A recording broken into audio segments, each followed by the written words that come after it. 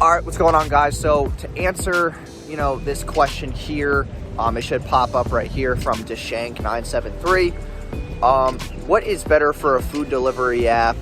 Is it Google Ads or Facebook ads? So in this case, I would rather see you run Google ads that are more targeted for your area. So like food delivery in blah, blah, blah, or food delivery, near you, whatever those keywords would be for Google ads.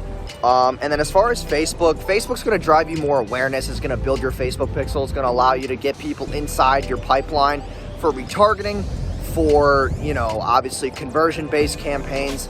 But at the end of the day, I'd rather see you do App Store ads or, Google ads straight to the App Store where they can get food delivery.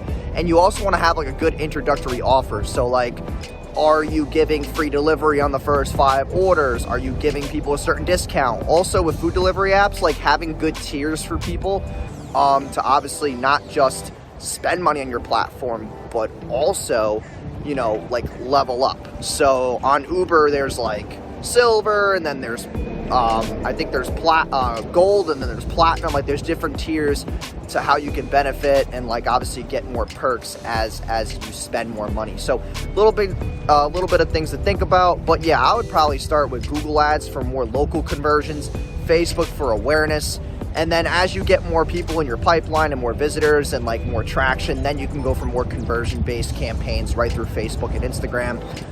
And whenever you are releasing any type of food delivery app like this, you want to have a lot of followers, a lot of credibility. Really start pushing home social proof in your Facebook ads.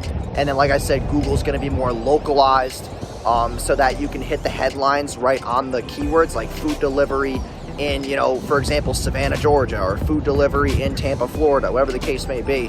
And then start building out your local SEO as well so that you can scale your business, not just on paid, but organic as well. So thanks again for the question, and I hope that really helped, and I'll chat with you soon. Thanks.